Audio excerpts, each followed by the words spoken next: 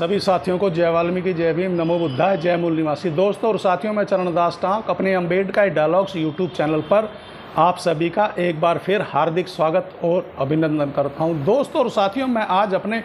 Ambedkar dialogues YouTube channel के माध्यम से एक बार फिर एक ही दलित परिवार की दो बेटियों के साथ बलात्कार कर उनकी निर्मम हत्या करने का मामला उजागर करने जा रहा हूं। साथियों, वैसे तो जहां तक अम्बेडकर डायलॉग्स यूट्यूब चैनल का मानना है कि बलात्कार तो बलात्कार है, वह किसी जाति, धर्म या किसी समुदाय के साथ नहीं जोड़ा जाना चाहिए। जहां तक मेरा सोचना, मानना और समझना है कि साथियों, बलात्कार एक जघन्य अपराध है, क्योंकि जिस परिवार या जिस घर में किसी भी बालिका या किसी महिला का बलात्कार हो जाता है, तो साथियों जरा सोचिए कि उस परिवार उसके परिवार के सगे संबंधियों या उस महिला या उस बालिका के ऊपर क्या बीतती होगी। यहाँ तक कि उस बालिका, उस महिला या उस समुदाय के लोग ही खुद एक तरह से उस पीड़िता का बहिष्कार जैसा बर्ताव करना शुरू कर देते हैं। तो जरा सोचिए कि उस परिवार, उस माता पिता और जिस बालिका या जिस महिला पर यह बलात्कार जैसे जघन्य अपराध बीतता है, उस पर आखिर क्या बीतती होगी। उसका तो जीते जी मर जाना जैसा जीवन हो जाता है। जी हाँ साथियों, जीते जी मर जाना जैसा जीवन हो जाता है। इसी के ऊपर आप लोग भी सोशल मीडिया के माध्यम से देख रहे होंगे कि लखीमपुर खीरी के पास एक निघासन थाना क्षेत्र के एक गांव तिमोलिन पुरवा के बाहर एक दलित परिवार रहता था, जिसकी दो नाबालिग बेटियां थी, जिसमें बड़ी बेटी की उम्र केवल 17 वर्ष थी, जो हाई स्कूल की छात्रा थी, और छोटी बेटी की उम्र 14 वर्ष थी, जो 8वीं कक्षा में पढ़ रही थी। मगर साथियों, बुधवार शाम को ही पड़ोस के एक युवक द्वारा मुखबरी भी कही जा सकती है, रैकी भी करी जा सकती है। उसके साथ तीन व्यक्ति और बताए गए हैं, जो कि एकदम उस दलित परिवार के घर पर धावा बोल देते हैं। उस दलित परिवार में उस समय पर उसकी दो नाबालिग बेटियां, जिसमें बड़ी बेटी की उम्र 17 वर्ष थी और छोटी बेटी की वर्ष मात्र 14 वर्ष थी, वे दोनों बेटियां और उसकी मां घर पर करीब शाम को 5 बजे अपने घर में बाहर चारा काटने के लिए, पशुओं को लिए चारा काटने के लिए जा रही थी। मगर उसी समय पड़ोस का एक युवक था और उसके 3 अन्य साथी जो बाहर से आए थे, वो मोटरसाइकिल पर आए थे। वह तीनों एकदम जबरदस्ती उस दलित महिला के घर में घुस गए और उसकी उन दोनों बेटियों को, जिसमें के बड़ी बेटी की उम्र 17 वर्ष थी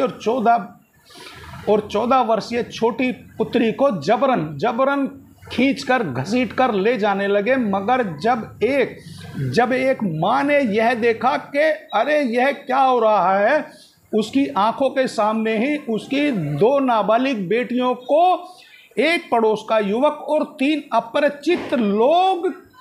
खींचकर घसीटकर बाहर की ओर लेकर जा रहे हैं। जब उस गरीब दलित माता ने विरोध किया, तो उनमें से एक व्यक्ति ने उन दोनों नाबालिग लड़कियों की मां को जोर से धक्का मारा और वह दलित महिला दूर जाकर गिर गई। और साथियों, यह सुनने में आया है कि वह चारों व्यक्ति उन दोनों नाबालिग बच्चियों को मोटरसाइकिल पर जबरन लाद कर ले गए। और साथियों, जब उस दलित महिला को आनंद फानन में कुछ नहीं सूझा, जब उसने हाय तौबा मचाई, हल्ला मचाया और प्रशासन इसकी सूचना दी तो 1 घंटे बाद जब प्रशासन ने उस दलित महिला की गुहार पर कार्रवाई शुरू की तो उसी गांव में पास ही में गन्ने के खेत में एक पेड़ पर लटकी 2 लड़कियों की लाशें मिली। जी हाँ साथियों, लाशें मिली। जब उन दोनों उस पेड़ पर लटकी लाशों की शनाख्त की गई तो पता चला कि यह दोनों लड़कियां उस गरीब दलित मां की ही बेटियां हैं, जो बड़ी बेटी की उम्र 17 वर्ष की है, जो हाई स्कूल की छात्रा थी, और छोटी बेटी जिसकी आयु 14 वर्ष है, जो 8वीं कक्षा की छात्रा थी। साथियों,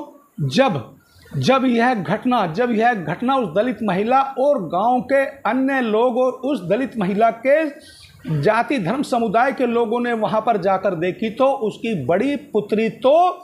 उसी के दुपट्टे से पेड़ के ऊपर लटकी हुई थी और छोटी बेटी नीचे की ओर लटकी हुई थी, जिसके घुटने लगभग जमीन पर टिके हुए थे। जी हाँ साथियों, जमीन पर टिके हुए थे। साथियों, अब जरा सोचिए और देखिए कि पड़ोस का ही एक व्यक्ति जिसने सारी जासूसी कर, जिसने सारी रैकी कर बाहर से 3 अन्य समुदाय के लोगों को बुलाया, वह तीनों जो अन्य समुदाय के लोग थे उनको मुस्लिम बताया गया है। और यहाँ तक भी बताया गया है कि जो पड़ोस का व्यक्ति था वह भी एक दलित ही बताया गया है। साथियों, मैं एक बार फिर अपने अम्बेडकर डायलॉग्स YouTube चैनल के माध्यम से एक प्रार्थना करता हूं प्रशासन को और न्यायपालिका को कि यूं तो हर अपराध अपनी जगह एक अपराध है, मगर मैं अपने अम्बेडकर डायलॉग्स YouTube चैनल के माध्यम से बलात्कार जैसी घटना को एक जघन्य अपराध की श्रेणी में रखता हूं। और सबसे बड़ी बात और मांग मैं अपने अम्बेडकर डायलॉग्स YouTube चैनल के माध्यम से करूंगा कि सबसे पहले वह जो उस गरीब दलित महिला का पड़ोसी था, जी हाँ साथियों, पड़ोसी था, वह चाहे दलित हो चाहे किसी भी अन्य जाति धर्म समाज का व्यक्ति हो, उसने कितनी नीचता और कितनी क्रूरता का काम किया है कि उसने बाहर से उस गरीब दलित परिवार के घर की जासूसी करी, रैकी करी और बाहर से अन्य 3 पुरुषों को बुलाकर जबरदस्ती उस गरीब दलित महिला की 2 नाबालिग पुत्रियों का जबरदस्ती अपहरण कर और उनकी निर्मम हत्या कर दी गई है। पेड़ से लटकाकर उन्हीं के दुपट्टे से उनकी गर्दन में फंदा बनाकर लटका दिया गया और यह दिखाने की कोशिश की कि यह आत्महत्या है। जी हाँ साथियों, आत्महत्या। साथियों, जब यह मामला सामने आया तो पूरे गांव और आसपास के सभी लोगों में एक दहशत सी फैल गई, एक भारी रोष पैदा हो गया और उन सभी लोगों ने उस गरीब दलित परिवार महिला के साथ उन दोनों बेटियों के शव को पेड़ से उतारकर और वहीं के पास के जो हाईवे, जो मेन रोड था, वहां पर धरना प्रदर्शन शुरू कर दिया ताकि उस गरीब दलित महिला की दोनों बेटियां जो नाबालिग थी वह तो अपनी जान गंवा चुकी, मगर स्थानीय पुलिस और न्यायपालिका जल्द से जल्द उन निर्मम हत्यारों, उन जघन्य अपराधियों को गिरफ्तार करे। और साथियों, मैं अपने अम्बेडकर डायलॉग्स YouTube चैनल के माध्यम से एक प्रार्थना और एक अपील करूंगा। जैसे मैंने अभी पहले भी बोला साथियों, हर अपराध अपनी जगह एक जघन्य अपराध है, मगर साथियों बलात्कार जैसा अपराध तो एक ऐसा अपराध है साथियों, इसमें फांसी की सज़ा नहीं सुनानी चाहिए बल्कि तुरंत फांसी दी जानी चाहिए। जी हाँ साथियों, मैं अपने इन शब्दों को एक बार फिर दोहराता हूँ कि साथियों, बलात्कार एक ऐसा जघन्य अपराध है जिसमें पीड़िता का जीते जी जिसे नरक कहा जाता है, या जो जीते जी एक जिंदा लाश के रूप में हो जाती है, वह कोई बालिका हो चाहे कोई महिला हो। तो इसलिए